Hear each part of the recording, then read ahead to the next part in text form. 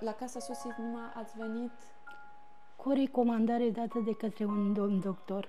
Când m-a auzit domnul doctor că eu vreau să lupt pentru viața soțului meu, zice, și aveți cu ce vă descurcați și asta. Și am spus, domnul doctor, n-am posibilitate să stau la un hotel. Fiind soțul bolnav, am stat 2 luni de zile aici.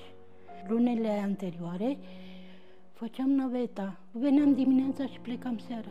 Cu băiatul am dormit în mașină. Portarul, văzându-l pe băiat că este cu probleme, zice, stați în parcare aici, în incinta spitalului. Și am dormit acolo. E foarte greu. Care a fost primul dumneavoastră gând când ați intrat aici?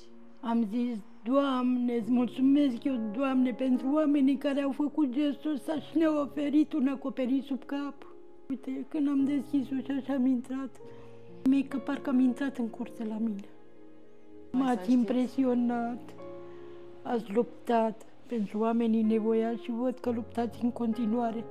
Dați-le speranța vieții.